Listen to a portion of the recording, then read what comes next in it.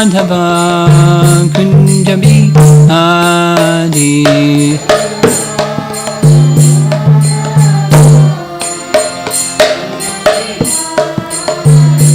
Gopi Jana Balabha Girivardhari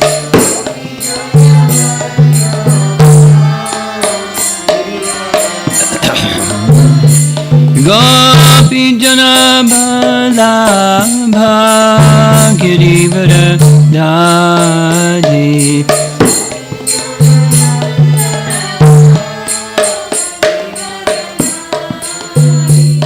Jasodhanandana Brajajanarandana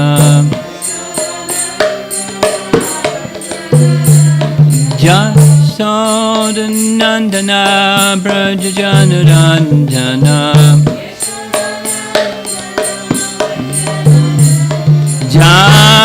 Jamunatira Vanachari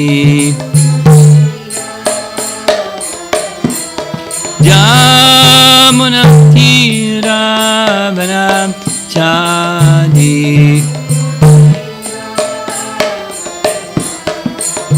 Jaya Radha Madhava Kunja Bihari Radha Madhava Kunja Bihari Jaya Radha Madhava Kunja Bihari Madhava Kunja Bihari Gopi Jana Balabha Girivardhari Girivardhari Gopi Jana Balabha Girivardhari Jana Balabha Girivardhari Jasodhanandana Brajajanarandana Jasodhanandana Brajajanarandana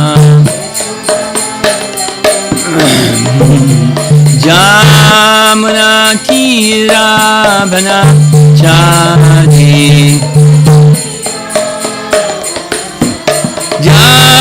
Jamunatira Vanachari Jaya Radha Madhava Kunja Bihari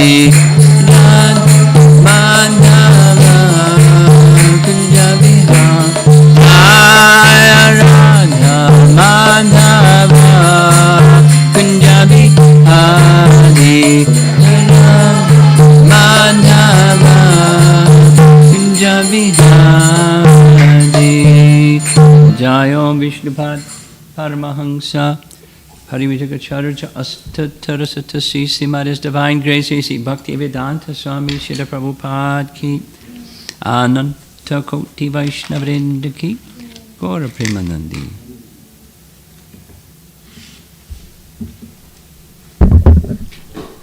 Look at that, we're on. Fantastic. Breakfast later this morning because I have a call. 9:45. Om Namo Bhagavate Vasudevaya. Om Namo Bhagavate Vasudevaya. Om Namo Bhagavate Vasudevaya.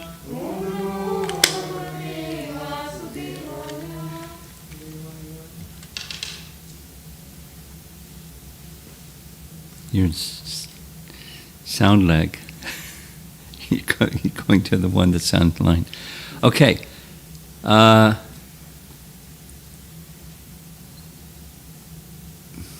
section that we're reading, we're going to be discussing text 24, 10, 14, 24. But going back to text 22, well, even before we go to text 22,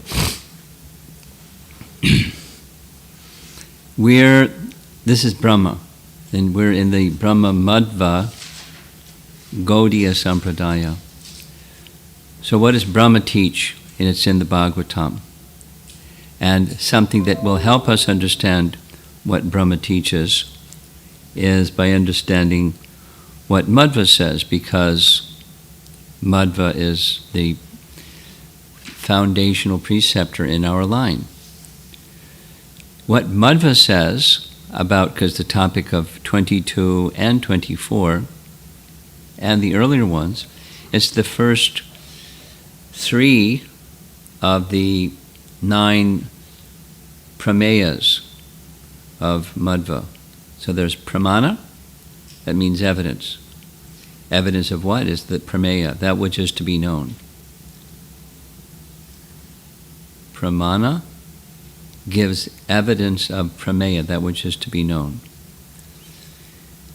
And according to Madhva, there's 9 prameyas found within the Vedas. The first one is Hari is the source of everything. Superlative person who is the source of everything. Hari, not Brahman. Hari. Then the next has to do with the living entities. And the living entities are individual and they're also real, because Shankara teaches otherwise. And then there's the material creation. So the material creation is also real. Prakriti is real.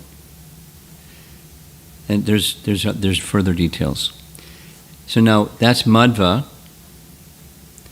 and then several generations, centuries later actually, Baladev Vidyabhusan expanded, because in Lord Chaitanya's line Baladev comes.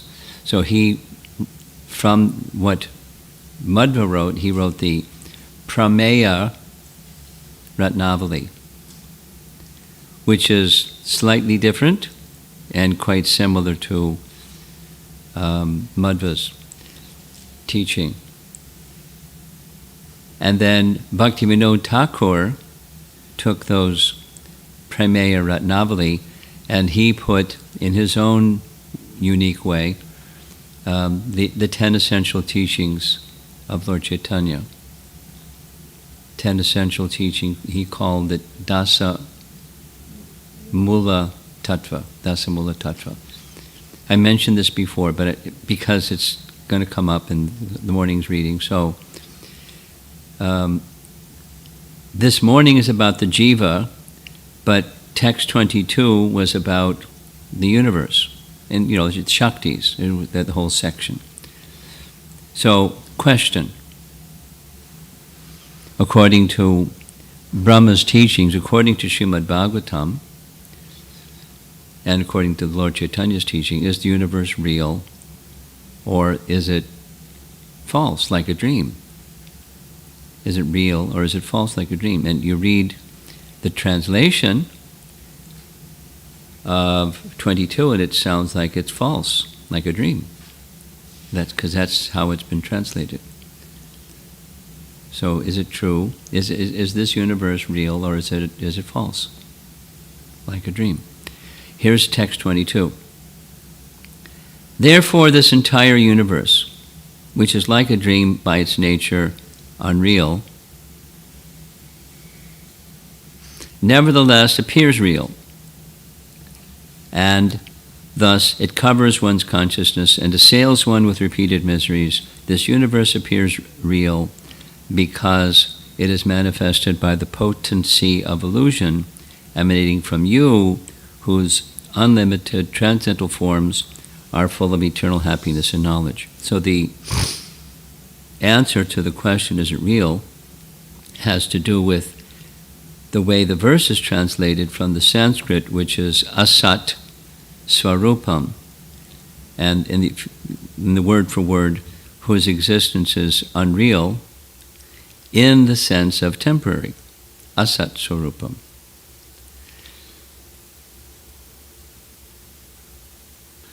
Now, Madhva says it's real. And so listen carefully. He asserts his statement in two ways, by logic and reason in Vedanta Sutra. Vedanta Sutra states that dreams are inspired by Paramatma, who is real. Thus, even dreams are also real. Vedanta Sutra. They're temporary, they appear to be real, but there's something that's going on when you're dreaming. Supposing you're happy, or supposing you're afraid and you're screaming, or you're perspiring, your heart's beating, or you're crying, or something. On the subtle plane, something is going on. Whatever that something is, temporary, so that's asat, means temporary. It's not substantial. Substantial is sat. And this is insubstantial, but it doesn't mean this doesn't exist. So, similarly, in Madhva's Tattva Sankhyanam, he writes, without two real objects and similarity between those two objects, there's no possibility of mistaking one for another, even in dreams, etc. So it's a philosophy, but if you dream something, that something's going on in your dream, it means that dream is a representation. There's a similarity between that which is in your dream and something that exists. So if the something that you're dreaming of doesn't exist, how can you dream of something that doesn't exist? And then what's in the dream has a similarity to, although it's temporary, it's a real object that's producing some real emotions, and on the subtle plane, yes.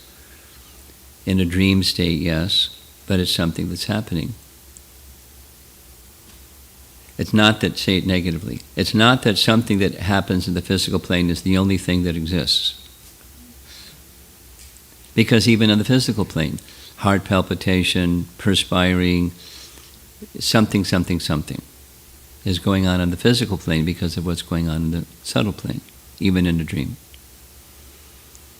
So it exists. So that his point is, from this commentary on this Vedanta Sutra verse, read it again. Without two real objects and similarity between those two objects, there's no possibility of mistaking one for another, even in dreams. It's like the rope and snake. So, if you're interested in understanding what I just said, and you didn't quite understand it, and you really want to find out what I just said, you can go online and 9 Pillars of Sri Madhva's Philosophy. It's very detailed. It's somewhat concise, but it's sufficiently detailed that what Shankara says, what Madhva says, and what Jiva Goswami or Lord Chaitanya says, it's quite clear. And it's philosophy, it's Sambandha again. Is this universe real? Or is it false? Jagat Mithya. And what is even, in this little seminar, what does mithya mean? It's not exactly false. Not exactly real. It's nirvachanīya, you can't describe it. That's what it is. Word jugglery. But it's not sat. It's asat. Asat means you can't describe it. It appears to be real, but it's not because it's asat. Anyway, that's the rendering of Shankara, and then there's the rendering of Madhva, it's real. And then Brahma, because Madhva's teachings come from Brahma, but Lord Chaitanya has a specific understanding of what Brahma's teaching here. And that's the simultaneous oneness and difference. So we can say real and unreal, depending upon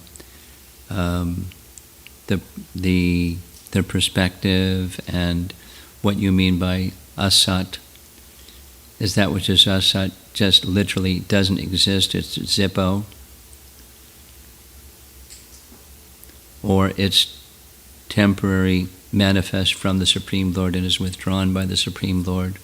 And that sense is temporary, although Prakriti is eternal. And it goes into philosophy. So I'm bringing that up because reference is made in the commentary, in the purport of text 24. What I just discussed. Is this world true or false? Then we're speaking about the jivas. Text 24. Those who have received the clear vision of knowledge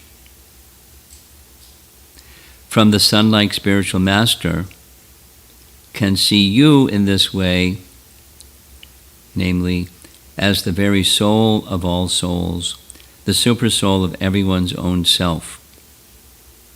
Thus, understanding your original personality, they are able to cross over the ocean of illusory material existence. So focus is going to go to the illusory material existence. I mean, there's a distinction between Atma and Paramatma. That's one thing. And then there's Prakriti. This is, what's the relationship between all these things? Is material existence real or not real? Is it illusory, as Shankara says, it just doesn't exist? Or is it illusory in the sense that it appears to be real, although it appears to be eternal, although it's not? It appears to be substantial, although it's insubstantial. It's now you see it, now you don't. So which is it? This is, how to see the world. And the BBT commentary begins, Bhagavad Gita 4.9, Janma karma chame divyam, evam yo veti tatvataha, takvadeham purnarjanma, naiti mamiti sorjana. It just gives the translation of that verse, and that's the purport. Quote, one who knows the transcendental nature of my appearance and activities does not, upon leaving the body, take his birth again in the material world, but attains my eternal abode, O Arjuna. So crosses over the ocean of the material existence. Vishwanath drills down. Even the worshippers of impersonal Brahman, if they get the good fortune of devotion to the personal form of Paramatma, can attain the status of Shanta Bhaktas.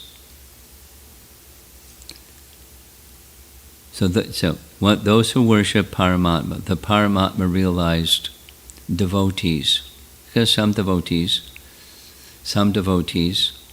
in previous ages at least, their bhakti was towards Paramatma, and their attainment is Shanta Bhakta. Seeing you as described above, evam vidham, as the soul of all the jivas, sakalat manam, in a form which gives pleasure to the mind and eyes, shobha atmanam, in the form of Paramatma, atma mataya, attain Shanta Bhakti. Bhakti Rasamrita Sindhu says, so his authority for that, Vishwanath's authority for saying what he just said. Paramat mataya Krishne jata shanti ratir mata. Seeing Krishna as Paramatma, a person attains Shantarati.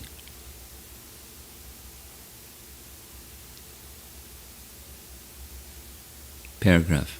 How does this take place? That person who attains proper vision through study of Upanishads, through the mercy of Guru, sees Krishna as Paramatma and seems, underlines, to cross the false ocean of material existence. So, question, does he cross the ocean of Maya or not? Because it says iva, as if, like. And Vishwanath replies, no, it is as if he crosses iva. The universe that he crosses bhava, that's the ocean of struggle, has also been described as false, or anritta, in this verse. Anritta, the word for word, BBT, word for word, is which is not real. Anritta. According to the theory of Vivartavad, so I hope you don't get too confused, this is Shankara's teaching. Vivartavada, literally it means superimposing one thing on another thing. It's very similar to upadhi. The classic, I learned this from studying Jiva Goswami, the classic definition of upadhi is like a pond or a lake covering the land. So when you look at the pond or the puddle or lake, different sizes, it looks like water, but really it's just something covering the land. So the pond or the puddle, you can say that's an upadhi, really it's land. There's just something covering it, so water covering the land. So superimposition, or Vivartavad, says all there is Brahman, and once upon a time Brahma decided, I want to get covered, so he gets covered. I mean, it's not quite, that's a little facetious, but Maya covers Brahman, and that covering of Brahman is the upadhi. I'm this body, and I'm a particular body type. There's characteristics of body types, and characteristics of our feelings, and characteristics of this and that. All of that's simply upadhi, it's just Maya, and all there is Brahman. So that's the Vivartavad. Superimposition of something upon another something. So that presupposes that Maya is real, because but their thing is Maya is false. It's not only false, it literally doesn't exist. How does something literally that doesn't exist cover something that is the only thing that exists?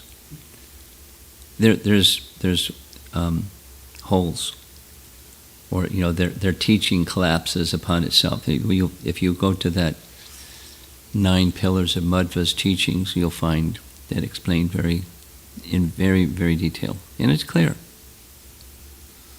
Okay, so according to the theory of Vivartavad, that is popular with the Gyanis, the world is literally false. Therefore,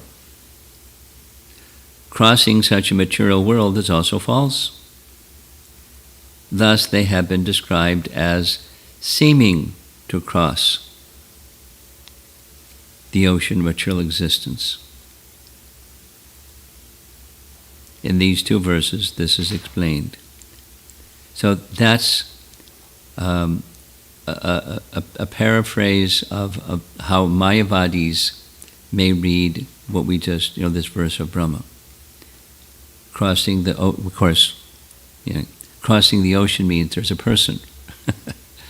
And then the ocean is also, is it a real entity or is it false? So, those who are ignorant of the jiva as the source of knowledge and bliss enter into the material realm. And by knowledge gained through Sankhya, Vairagya, Tapas, and Bhakti, that the body is different from the soul, the ocean of material existence is destroyed. It's not just crossed over, but it's finished. The illusion is finished by knowledge. That's the point. It is like seeing the rope as a snake. By ignorance, the material world continues, and by knowledge, the material world ceases. Now, that's it for this morning, because it's like philosophy is hard to chew sometimes.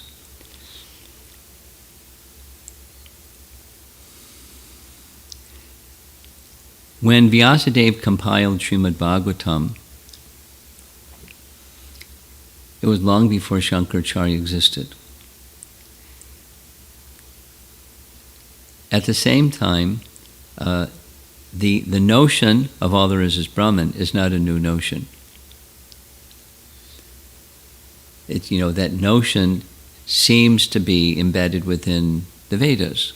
At least the Gyanis take it that way. There certainly were Gyanis. And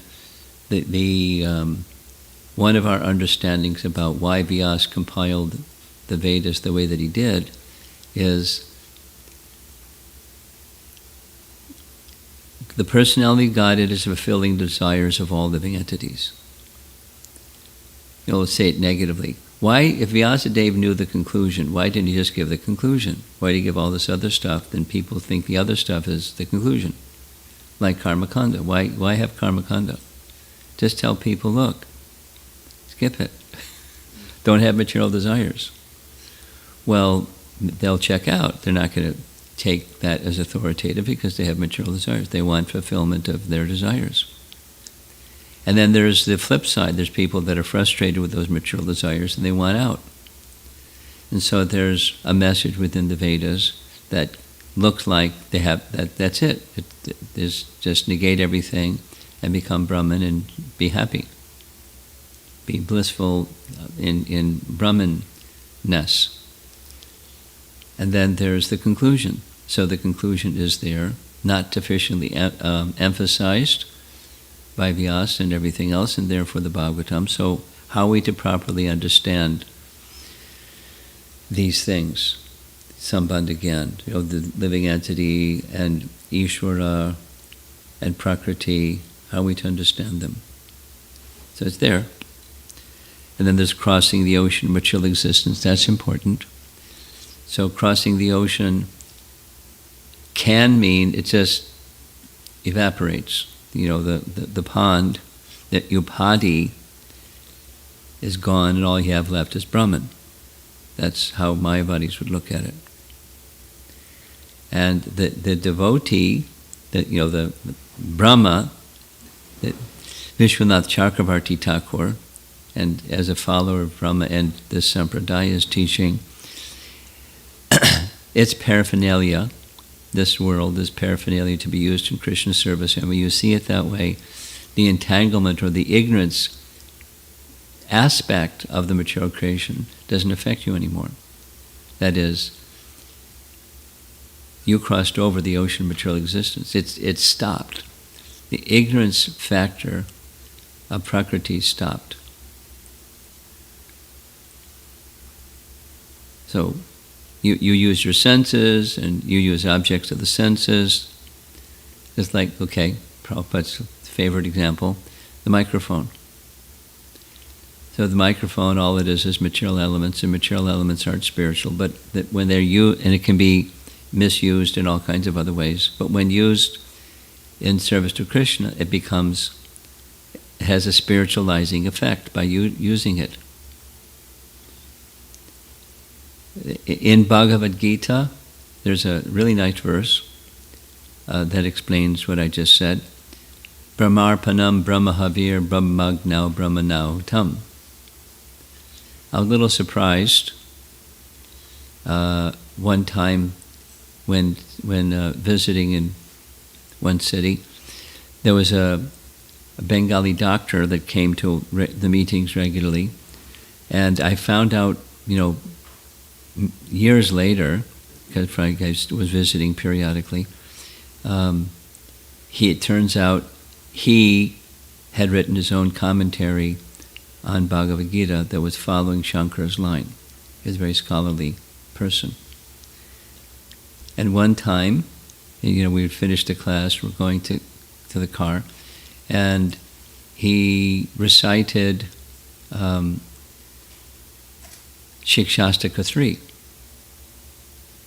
I said, where'd you hear that? And he said, it was very much appreciated in Shingari Mat. Trinadapi Sunichena.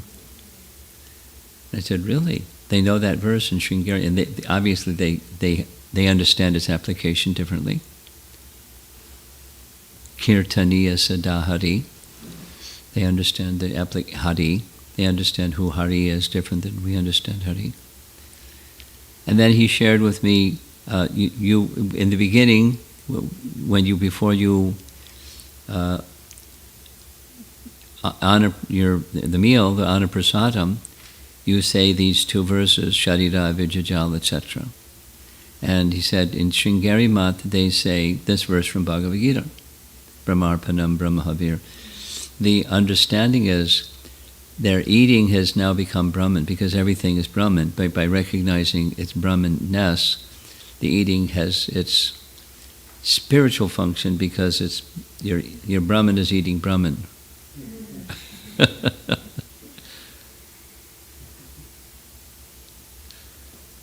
Okay.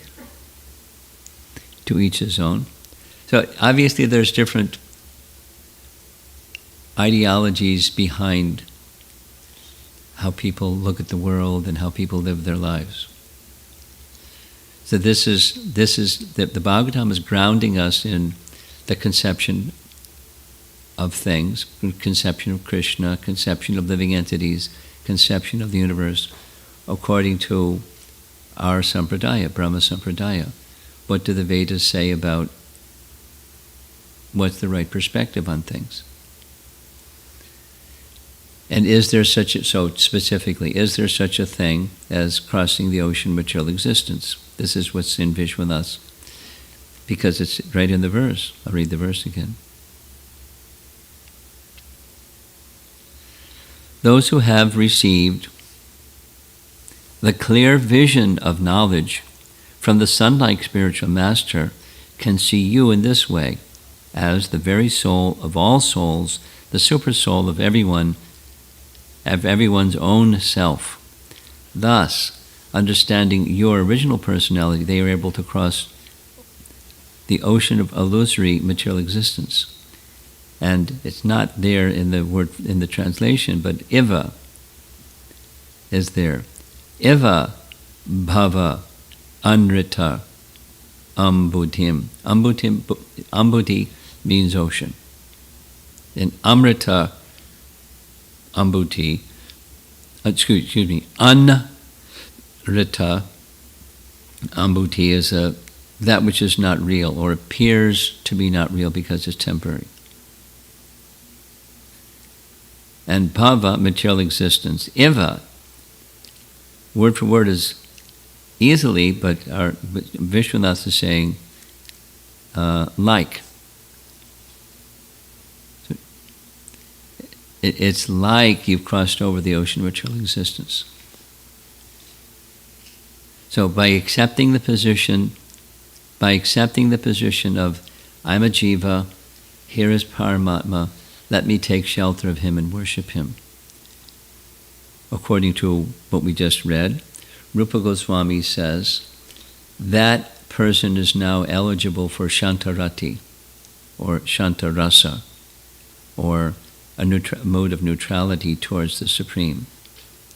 Because what service do you do with Paramatma? He's a witness, and you're smiling, or you're being respectful, because he's the master, you're the servant, and you're conducting your life, and he's sanctioning things. Krishna jata shanti ratir mata. Krishna, seeing Krishna as Paramatma, mata, regarding, or in mind. Krishna jata shanti ratir mata. Seeing Krishna as Paramatma, a person attains to Shantarati. The Brahmavadis don't attain Shantarati because they don't see I'm the observer of Paramatma, who is the witness of everything that I do and everybody. They don't see that distinction, so they don't attain any rasa or rati or anything. And then comes, so they by study of the Upanishads, receiving mercy of Guru, they see Krishna as Paramatma. Mayavadis don't see Krishna as Paramatma, they see him as Brahman. They see everything as Brahman.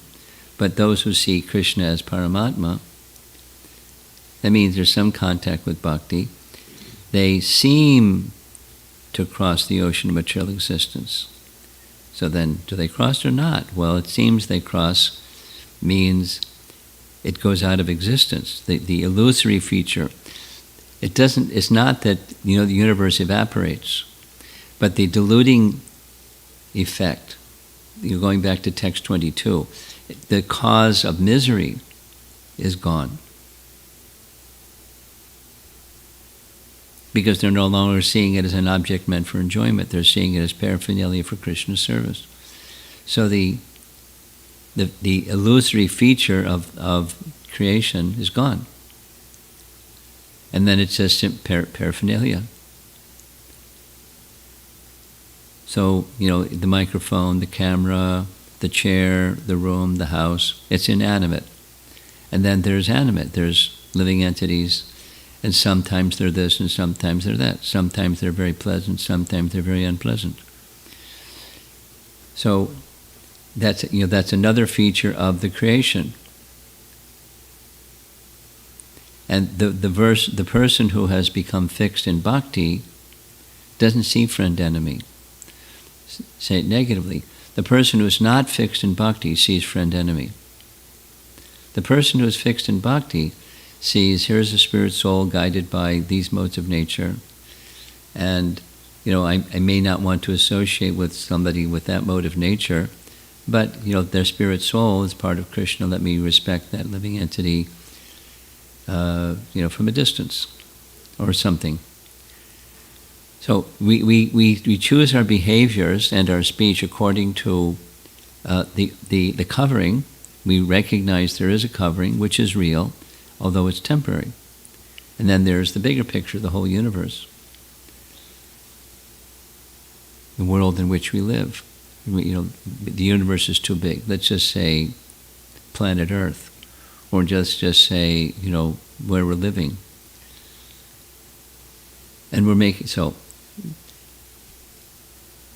the application of the philosophy is important. That's what I'm attempting to do. So, we're in a certain housing development, and there's some houses that kind of look alike, and there's some families that are very different, and they drive different cars, and they have their families, and they have the things that they do. And so there's all this diversity all around us, and we want to relate to that as the display of Krishna's energy, and we respect that it's Krishna's energy, respect that Krishna is reciprocating with different living entities in different way according to their modes of nature and their desires. And we're being selective about which mode of nature we want to associate with, while respecting the living entities within. We don't despise the modes of nature. There is Krishna's energy, but we may behave differently according to different modes of nature, and ultimately respect the soul, and especially souls that are oriented towards striving to reach the source of all souls. And then Shanta Rati, we can be peaceful.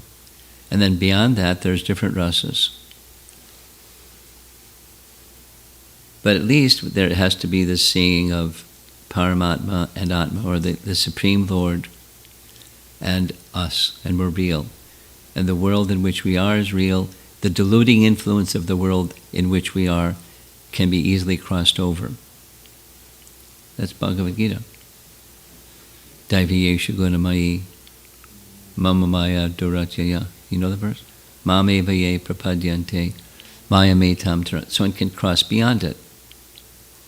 It's not that it goes out of existence, or the false poof, it disappears like a magician. He makes something appear, and poof, he makes it disappear. It doesn't disappear, but the diluting influence disappears, or you cross beyond it. Thus, they have been described as seeming to cross the ocean of material existence. In two verses, this is explained. The diluting influence of this ocean of material existence is destroyed.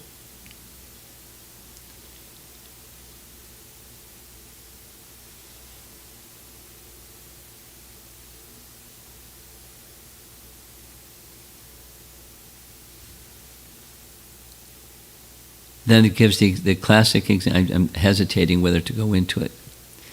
The rope and the snake example. It's not that when you see a rope, supposing you're walking along at night and you see something wound around, it looks like a snake. It means snakes are real and ropes are real, and you just mistake the rope for a snake. It means both entities are real. It doesn't mean the rope doesn't exist or the snake doesn't exist. To make the connection between the two, that both have to exist, you have to have experienced a snake to know, to have even the mistaken impression that the rope is a snake. Very logical. So they're real. So to cross over the ocean doesn't mean it stops to exist. That it's asat or anritya means it's temporary. And accepting the temporary to be all and all, that illusion is taken away by recognizing one's relationship as a soul, part of the Supreme Soul, and under His direction, being guided by Him. Even within the course of difficulty and struggle.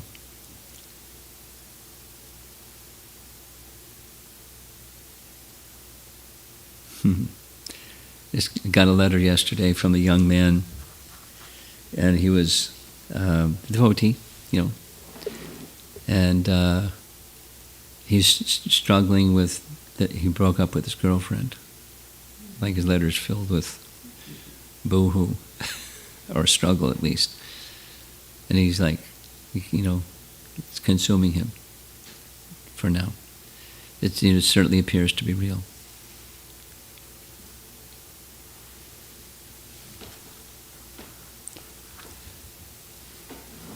That suffering is, we don't just call it false, but it's not who he really is, and making that distinction will help him get on the other side of the temporary and take shelter of the eternal. But that emotion is really strong. It's got a big hold on him. To think of the eternal right now is really not something he's contemplating. So bhakti means to fix ourselves in that place of shelter, so that when turbulence comes along, which happens regularly, you're not disturbed, even when turbulence comes along. So let's see if there's some discussion.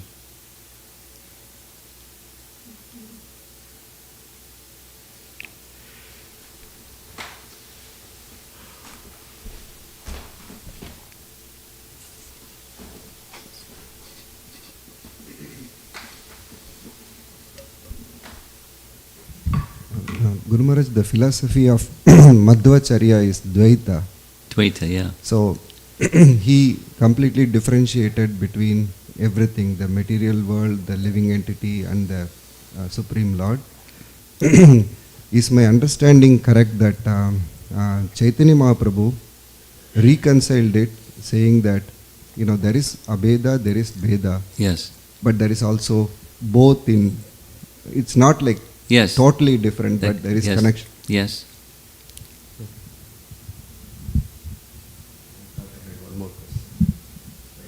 Okay.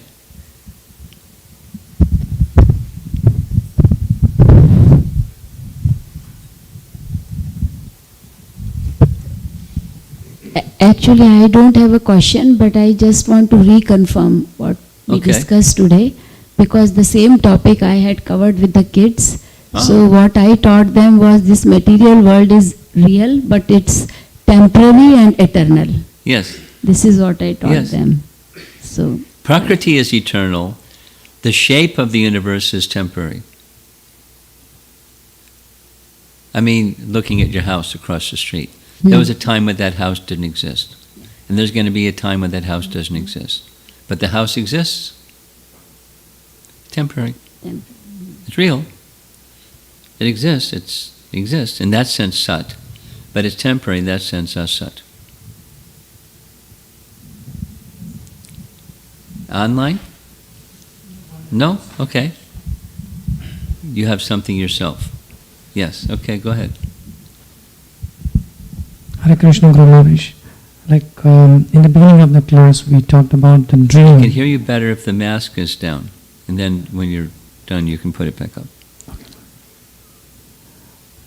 Two questions, Maharaj. One is about the dream. In the beginning of the class, got the idea that a dream is real and the emotions which comes during the dream is also real. I'm just asking this curious question. How can we engage? How can what?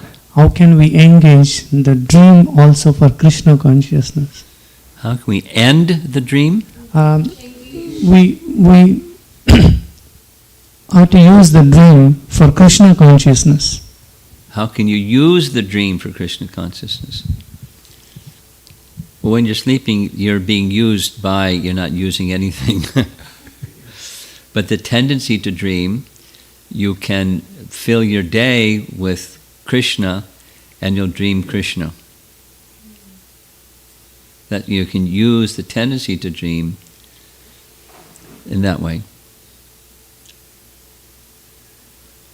Like, so many things. Some persons in kirtan, when they're asleep, they're in kirtan because all day long, or they had whatever, they have the love for kirtan, and it's kirtan, or something like that.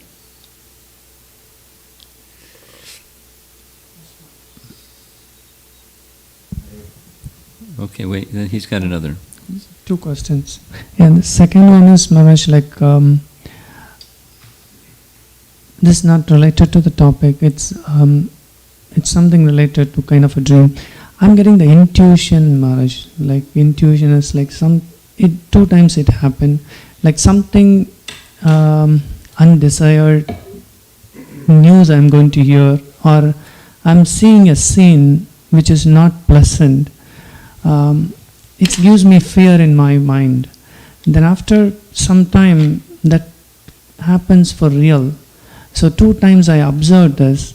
Now my question is, Maharaj, if this kind of feelings if I get, how can I pray so that the person or whatever the things going to happen will be saved? Well, you're not the controller. You can reach out to Krishna and pray for the well-being of the person who's in the dream experienced misfortune. But it's up to Krishna. You're not the controller.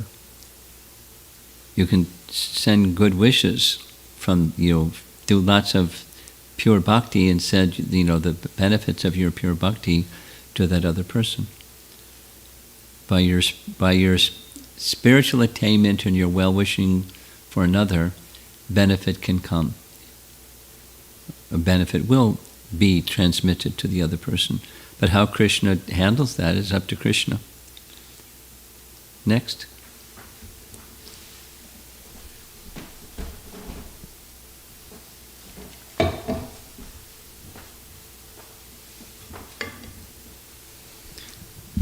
Guru Maharaj, question on the text translation, verse 24. 24. It says that those who have received the clear vision of knowledge from the sun-like spiritual master can see you, meaning Krishna, in this way as the very soul of all souls. So my application question is like the receiving. So the receiving means like just get the mercy of the spiritual master, or inquire and ask questions and perform service. In what way we can receive the clear vision of knowledge? Well, it's really simple. Effort and mercy. You know that one. So the inquisitive spirit is part of our effort. And then patiently and enthusiastically Uttahan Nishchaya Daryat. We wait for mercy.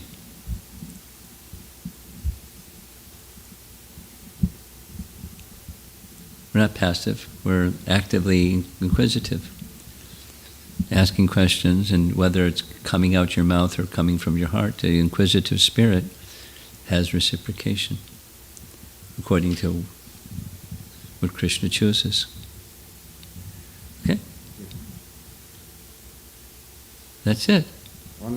Online? Okay, go ahead.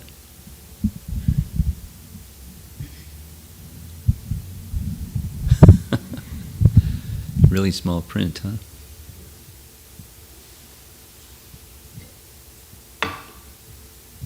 This is from Param Karunadas. Can we more specifically say that ingredients of Prakriti are eternal, not Prakriti itself? Well, they're both eternal. No, that's not correct. The ingredients of Prakriti are part of Prakriti. Prakriti itself is eternal. Prakriti may be manifest this way or not manifest this way, but Prakriti is eternal. There are 5 factors, 4 of which are eternal, and Prakriti is eternal. He goes on to say, although Bhagavad Gita says Prakriti and Purusha are eternal, more specifically, elements or constituents of Prakriti are eternal. Yes, they're also eternal, because it's a subset of Prakriti. That's it. Okay, this is from Sneha Vali Devidasi. Hare Krishna Guru Maharaj, my question is related to Shanta Rasa. It's a 2-part question. We know that in Shanta Rasa there is no service. My first part is how Krishna's flute and Govardhan mountain are serving him being in Shanta Rasa. Well, I don't know that Govardhan is in Shanta Rasa.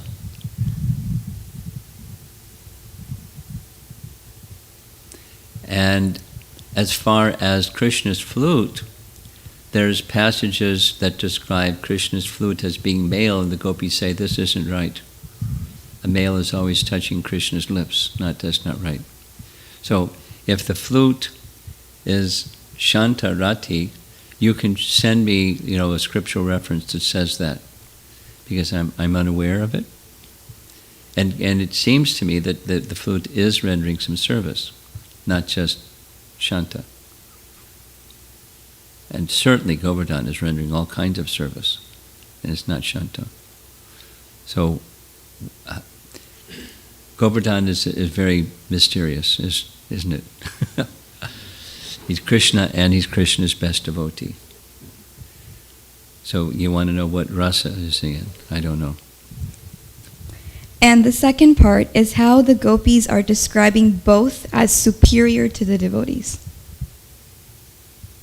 Well, they're not superior to the devotees, they're the best amongst the devotees. Specifically, Govardhan is the best amongst the devotees because of the ways in which Govardhan served Krishna. And the ways in which Govardhan serves Krishna is the best, according to the opinion of the best, the gopis. This is from Girivara Daridas.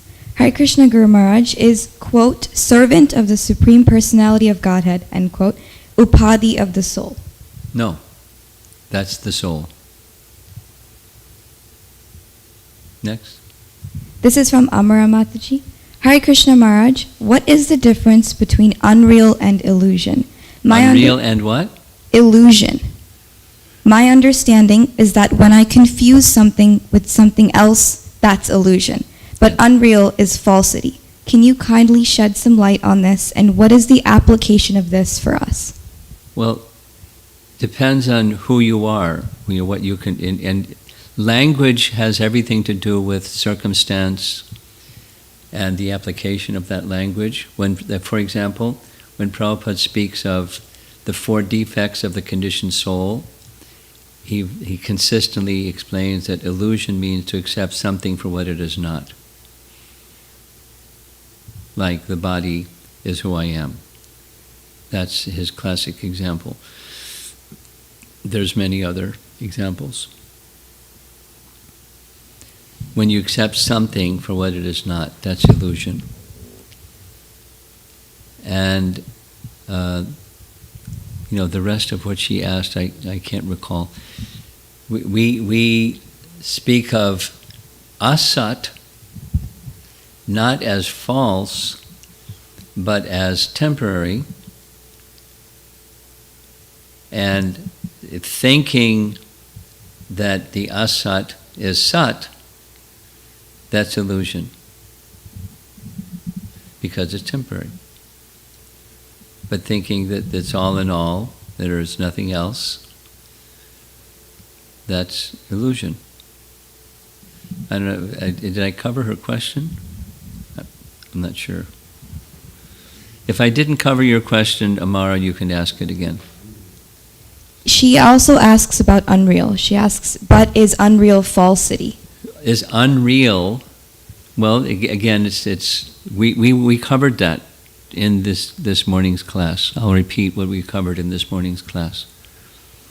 Unreal in the sense that it's temporary.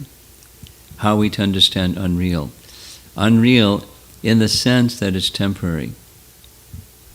Something that's unreal means is temporary. I mean, supposing the example that's been coming up is a dream, supposing it's just someone is hallucinating. They're hallucinating. So at the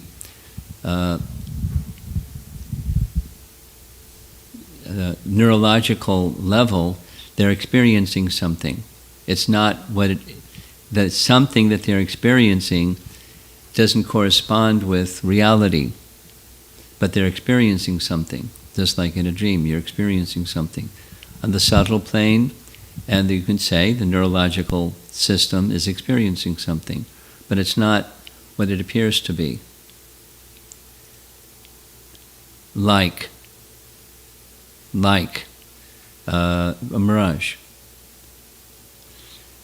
There is water, and it appears in a mirage that there's water, but there's no water. So that's the sense of unreal. There's no water in a desert. Deserts are places where there's no water. So that there's water is unreal, but there is water. They're the appearance of something that's not what it appears to be. Okay, that's it. I just wanted to add to what you said.